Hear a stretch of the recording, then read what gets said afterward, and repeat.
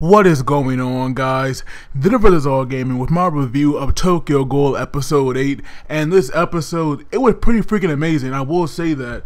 Now the episode itself, it was pretty simple because we got mainly two things, and that right there was Touka versus Mado, and we also had Kaneki versus Amon, and those fight right there, it was amazing. I loved them, even though, like Mado, did go out.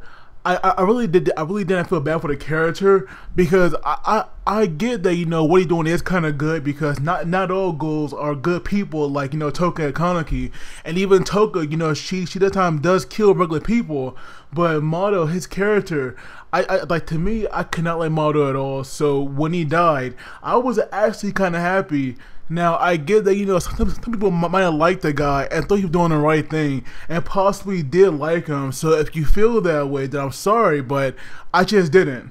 But now we see that when the episode starts off, it kind of like picks off differently from last week, because we saw that like Touka, she would never return from somewhere, and we saw Kaneki, he had saw her and and tried to talk to her, and so right now he was asking her if there was like anything that he could do to help her, and Touka was like there was nothing that that he could do, and she just walked on right past him.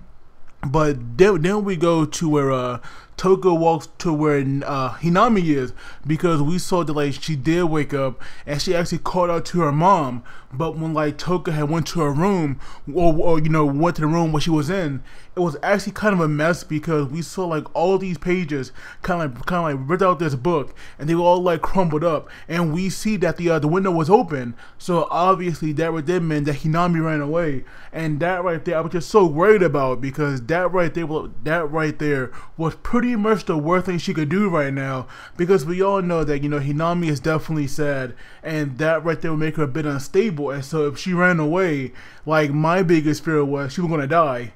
And so right away, when like Touka and Kaneki, when they realized that she's gone, they're out there looking for her, and everywhere they went to, they could not find her. And then Kaneki thought that she might have went where her mother died, and so when they get there, she's not there. But we do see that like that Hinami, she is now underground. Well, she went to the underground tunnel, like that water cave, and we see that there was a bag there for her. And so now when she looks at it, I guess, because we heard this scream, luckily Touka and Kaneki, they were close by and they heard that. And so right away we have Touka, she's now taking off, she's now blitzing, like down the road to get to her, and we see that like Amon was like right on her tail. And so luckily, we have Kaneki realizing that she was being followed, and so he gets in there, and the way he appeared, I'm not gonna lie, that right there did give me a bit hype. I don't know why, but I also forgot that at the beginning. Now we also had Amon and Mado. They were like talking about a strategy, because obviously that underground place, it is a pretty big tunnel, so those two could have worked together pretty well down there. But luckily thanks to Kaneki getting involved, they both had to be in these battles one-on-one, because we have Touka coming across Hinami, who like holding that bag, and I'm guessing that it was her mother head in there. So Mado is definitely a pretty sick guy. And so now we see that like Touka was like trying to comfort her, and then Mado had came across them. And so right away, Mado here, he is definitely, like hitting that nerve, especially with like Touka, because he mainly he was like talking to Hinami, but obviously that right there, it would definitely, it would definitely, set off Touka as well. And so we see that right now she brings out her Kaguni, and we see that like when her and the monster are fighting, we see now that like he brings out his Quinque, which is of course Hinami's father, Kaguni.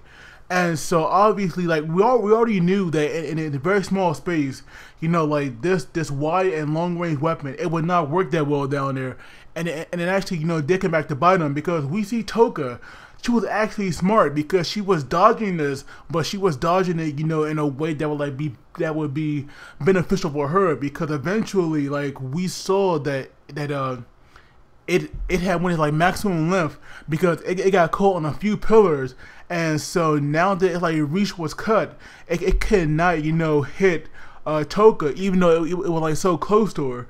and so that right there allowed Touka, to get in close to Mado, and we see now that like she was able to attack him because we saw that like when he hit the wall, he like did come out some blood.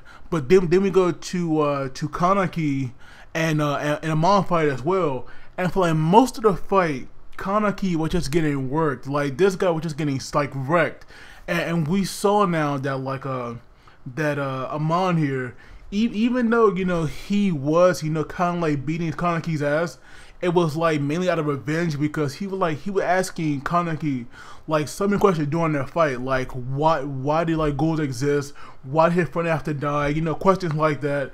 And we see now that like Kaneki, he was understanding, like where Amon was coming from, because this guy is a human, so he could understand that. But now that like Kaneki is a ghoul, or part ghoul at least, he is also realizing that as well. So like pretty much humans and ghouls, they both have so much to learn, and Kaneki is like that. Kaneki is the bridge that connect both sides. So even though he was letting himself get hit for the most part, he still would not let Amon go. Like no matter how much he hit him, Kaneki, was holding his ground. And I guess that right there, it does kind of go to show you that like his training is paying off, because we see now that like he is much tougher, because we learned before, or we saw before, so to say, Kaneki's body, it was pretty weak, but we saw for the most part it was holding up pretty well. But that was when Amon used his own Quinquay to like bash his head in. You just saw like all of this blood. But right now, Kaneki knew that if he not do anything, then like obviously Amon would go join up with Mado, and that right there would definitely not be good with would not be good for Touka. And so right now he had no choice, and so he gave in to the ghoul inside of him, also known as Rize. And we saw now that like he had got up, his eye was now red and black, and we saw that like he had charged in, and from the bite that like he took out of Amon, I thought it'd be like a lot worse than the aftermath of it, because when they first showed it, it kind of looked like Kaneki took like a massive bite, but like after Amon got him off, it really did not look that bad. And so now that we see that like Kaneki ate some flesh, we saw now that he able to bring out like Rize's Kaguni. And so right away, as soon as it was out, we saw him going after Amon's Quinquay, and we see now that like that Kaneki's strength or the Kaguni strength, that right there is no joke, because we saw that it was able to break that Quinquay. But I was kind of surprised to see that it did like kind of like dissolve.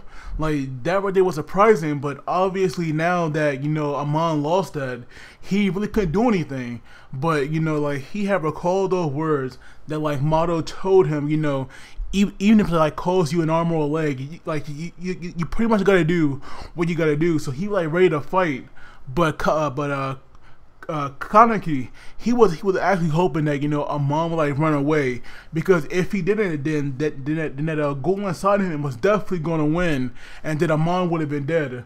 And so after Kaneki did hit him one more time to like send him away, and we just see that like his like stomach area, that right there was hurt, Amon definitely backed off. Now like that right there was like pretty much the whole Kaneki and Amon fight. Now back to the Touka and Mado fight. So for that, I will backtrack some, because that fight right there, to me, it was obviously it was obviously the better battle, because not only did Mado have won Quinquay, which was Hinami's father, but we saw that before Touka could even kill him, we see now that he pulled out another one, and that right there was Hinami's mother, Kaguni, and that right there was just so messed up.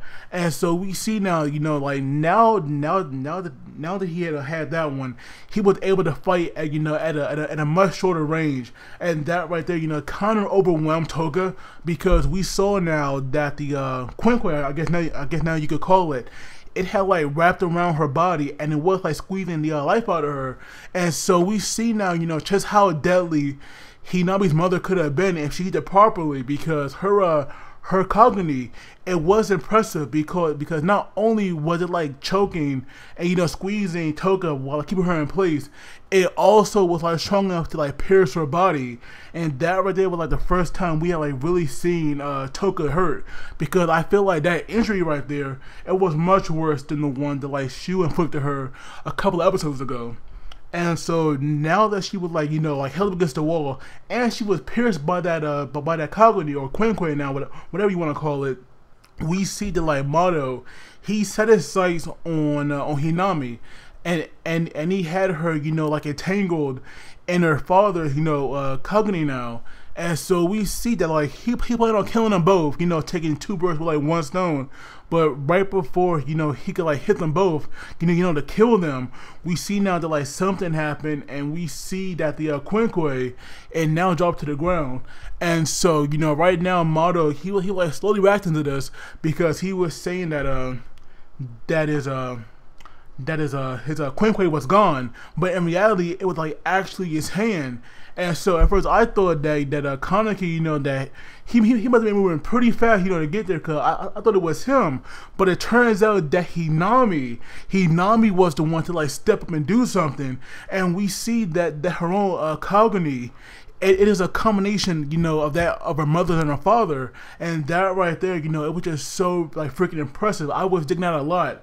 And so we see now that like she uses her bottom wings, which like represents her father's Kaguni. She like uses that to pretty much incapacitate Mado, because we saw her like use it to actually cut off his legs. And that right there was brutal. I had no idea that Hinami had that in there. But when like Mado was like pretty much done for, because he was like he was just so set on getting Hinami's Kaneki so that he could use it, because that right there, it's a perfect for him, because he actually did want them, to like be one and the same, so that way it'd be easier for him to use it. But we see now that like Hinami, she would not finish him off, even though Touka, was like telling him, because Hinami does not care about revenge. She was just feeling sad and lonely, because her parents are gone, but at least she still has Touka, Kaneki, and all the other guys there at the cafe, so it's not that bad. But she was like definitely sad, but surprisingly she would not kill Mado. But we see now that like Mado, he was struggling to get up. He was actually gonna kill her, because we saw her pick up his one of his Quinques again. But luckily, before he can use it, we have Touka coming in there, and she like strikes him down, which is like really good. And so right now, even though Mado, was finally defeated, he was saying all this time that like he could not die, because he could not die to get revenge on a certain Ghoul. And that Ghoul right there is a one-eyed Ghoul. So that right there, it definitely confirmed that there is a one-eyed Ghoul in this series. And I cannot wait to see who it is, because if Mado had like this very strong hatred against him or her, I really want to see like what this Ghoul did. Even though Mado might be gone, I do hope that we get like a flashback of this one-eyed Ghoul action that at some point. But now with like Mado dead, we learn now that they can actually wield a Quinque if they're not wearing these gloves. And when Touka like pulls it off, we see now that like that Mado, he had like these scars on his hand, but he also had a ring as well. And that right there really got a Touka. I'm not really sure why, but we just saw her like in shock for some reason. And they really don't explain that too much, but I do wonder why she was like that. But we also go back to Amon, who was like definitely in pain right now, because he was like struggling, but he did wonder why Kaneki like let him escape. But now we go to Kaneki, who is still struggling to control his Kaguni, because we see now that like his hunger, it is taking over. But we do have somebody watching him, which is Yomo. That would just have been obvious who it was. But Kaneki does send some, and because it's pretty much Rize taking over him, we see now that they actually impaled Yomo. And at first I thought that like Kaneki was going to kill him, because that right there was crazy. But no, afterwards we have Yomo walking around like it's nothing. But we see that like Yomo, he's not interested in the scene what like Kaneki will do next. and he did, you know, give him some meat so that way, you know, he'll calm down and go back to normal. And so eventually we had them all meeting up, and now they're like walking, like they're all walking away, you know, going home. And we see now that Hinami, she was now wondering if it was like really right for her to still be alive, or you know, for her to live. And we have Kaneki telling her that her mother, she was telling her, you know, to live. And so now hopefully, you know, Hinami character, like her character, you know, like for a secondary or supporting character, she actually got, you know, a lot of development. But then we have Amon, who finally came across Mado, and of course, you know, he's dead. And we just have, you know, we have Amon now letting the waterworks fly, because this guy, he was like crying his eyes out, and he just hear that scream, and that right there goes to show you, you know, like how much he valued his comrades. So now I'm pretty sure that Amon, he is now set on a path of revenge, obviously, because not only did he lose somebody before, but he just lost the person that he would like work the closest with. And so the episode itself, you know, because of the action, you know, the story progression, I'm actually going to give it a 9 out of 10, because to me, this episode, it was good. I loved it, to be honest with you. But of course, I'd love to hear your guys' thoughts on this. And as always, please do not forget to like the video and subscribe, because that really helps me out. And you guys take it easy. And I will see you all next time.